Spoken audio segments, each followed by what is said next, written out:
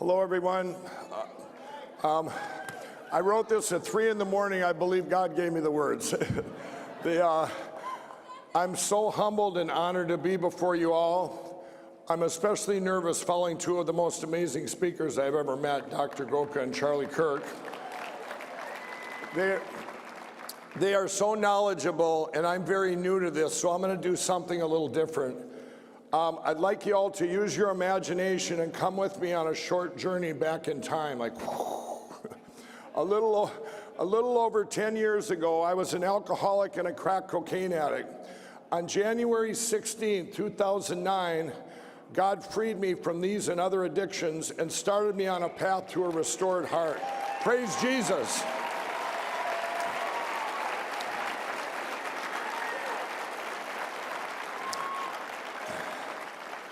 I woke up from years of addiction, and I was oblivious as to what was going on in our country.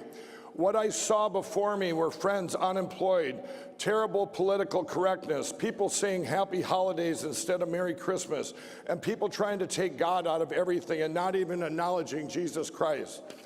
I saw myself thinking back in time to my childhood when seeds of patriotism were planted in our schools, like when we pledged allegiance to the flag and recited that we were one nation under God. I now saw high prices, a poor economy, high crime, police getting attacked for doing their job.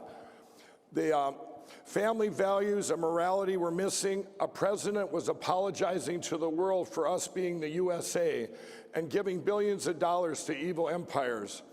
A new evil was taking over called ISIS. Quite frankly, it looked like the end times prophesied in the Bible. I saw my family and friends living in fear what had happened to our country. I now bring you back in time to the summer of 2015. I see Donald Trump coming down an escalator and announcing he's running for president. For me, it was a divine and miraculous moment. I felt that something miraculous was about to unfold. Then I found myself wanting to learn something I knew nothing about, which was politics. I didn't know a liberal from a conservative. I started reading about it, and I couldn't believe what I read. I definitely know who I am. My biggest surprise was that I couldn't find any crossover. I tried in my mind to make common sense out of this and why anyone would want to be where we had gone as a people and a country. It didn't make any sense what people were doing. And now we go back in time to 2016, and I see myself in divine appointments, and one was especially important. Donald Trump invited me to meet him at Trump Tower in New York City. I walked into his office with high hopes on August 15, 2016. I walked out of that office after meeting with him, and I knew God had chosen him for such a time as this.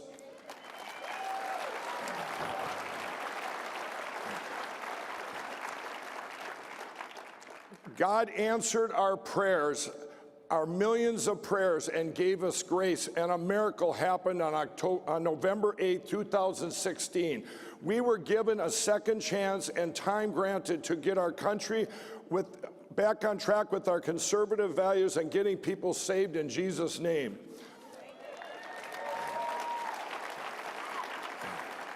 As I stand before you today, I see the greatest president in history. Of course he is. He was chosen by God. I see record low unemployment. I see from African Americans to Hispanics at an all-time low. I see 5 million new jobs created since Donald Trump took office. I see wages going up. Entrepreneurs are taking risks again with consumer confidence at an all-time high. I see GDP growth approaching 4%. I see ISIS demolished and trade deals getting made and getting done. I see promises made and promises kept. I feel hope. We finally have a common sense, pragmatic, conservative president who keeps his word.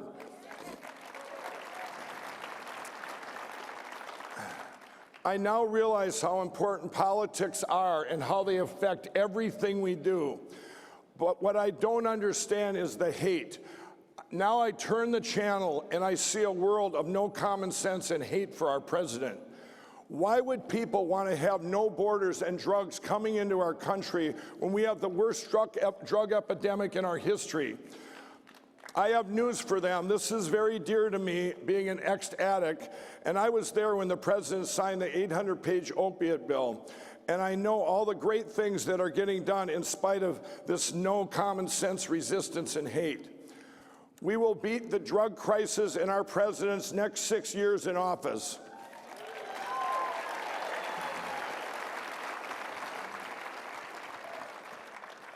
I see a party saving minnows in California and killing babies in New York.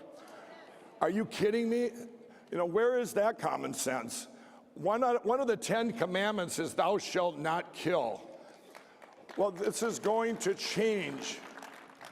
Last summer, I was called by some movie producers who asked me to have a part in a movie called Unplanned. It's a true story about Abby Johnson, who was director at Planned Parenthood. And she quit after seeing what really goes on there and seeing how children are getting murdered. After hearing this and knowing what a great message this movie would bring, I not only said I would be in it, but I would also help finance it. And it was filmed at a secret location last year, and with God's perfect timing in history, it's coming to theaters everywhere March 29th. And here's a trailer for you guys to see. Are you ready? Are you kidding? I've been waiting for this my whole life. For me to get behind anything, I have to be 100% all in. I either go, you know, there's nothing in between. And just like with My Pillow, when I went all in with My Pillow, and then I find out what this movie was about and what the message behind it and everything, and it was, I said, I'm in 100%.